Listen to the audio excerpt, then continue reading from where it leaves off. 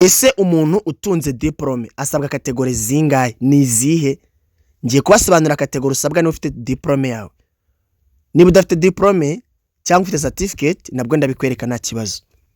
Kategori usabwa mu gihe cyose ufite diplome. Urasabwa kategori ya D1. Usabwe kategori ya D. Usabwe na kategori ya B nk'ibisanzwe. Kategori ya B ni urwego rw'ikinyabiziga gitwara abantu gifite imyanya yo kwicaramo itarengeje 8. Ubwo ni imodokari ntoya zose. Picnic, Starlet, Yaris, Range Rover, Land Cruiser, Land Rover n'izindi nyine Barabas n'izindi modoka.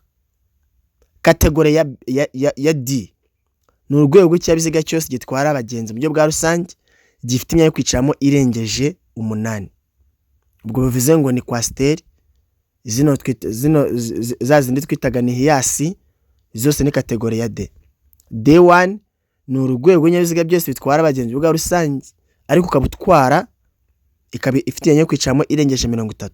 Harimo za Yutongo, hakaba harimo arizo twita Shirumuteto muri Kigali hano, izi tugenda duhagaze n'izindi ariko zitwara abantu benshi cyane, izi zijya mu Uganda n'izindi.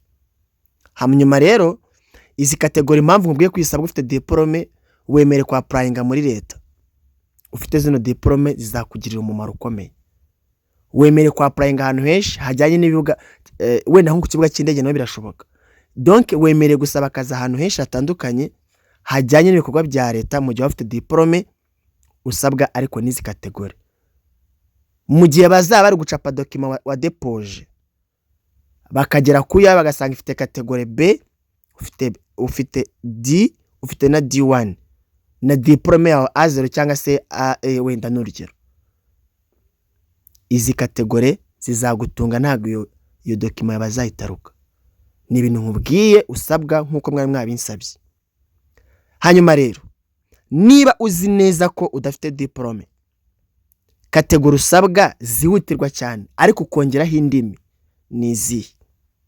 Kategori usabwa kugira ngo ubashe nawe kwibeshaho mu mujyi wa Kigali no mu gihugu muri rusange cyangwa se gutunga umuryango wawe. Urasaba kategori ya C. Usabwe kategori ya E ariko mu gihe waba uzi neza kuvuga Igiswahili cyane kuruta ibindi. Kategori C na kategori ya E usabwa Igiswahili cyinshi ukanasabwa n'Igishinwa cyinshi. Nishake mpagarikiriza aho ngaho. Kategori E na kategori C urasabwa Igiswahili ndetse n'Igishinwa. Izi kategori zizagutunga. Indi kategori ni A. Kategori A urasabwa Icyongereza. Byo ni bisanzwe, urasabwa Icyongereza. Hanyuma kategori F nayo ni Igishinwa cyane kuruta ibindi, Igishinwa cyane ndetse n'Icyongereza. Ngayo ngukoro kategori zijyana n'ubumenyi ufite kugira ngo ubashe kwibeshaho. Niba ufite kategori, genda umenyane n'abantu batunze izo kategori. Sinzi muri kumva cyo kintu. Niba utunze kategori C, gira inshuti ya kategori C cyangwa se twara ikamyo. N'ufite kategori ya A, gira inshuti umumotari. Donc kategori jyane witunga kategori ngo witunge mu rugo. Dukunze kubana n'esha twandikira ngo twabuze akazi mu dushakira akazi. Wamaserutse gutwara ryari ngo umetse gutwara ngo ntwara imodoka yo kwishuri gusa. Ndi kwiga. Ntago icyo gihe wabona akazi biragoye. Ayo ni amahirwe asanzwe yego nakwe kwara yagize n'abandi barayagira ariko biragoye. Iyo utunze kategori ubinshuti n'abazitunze kugira ngo ujye ufata akainosi. Menya kandi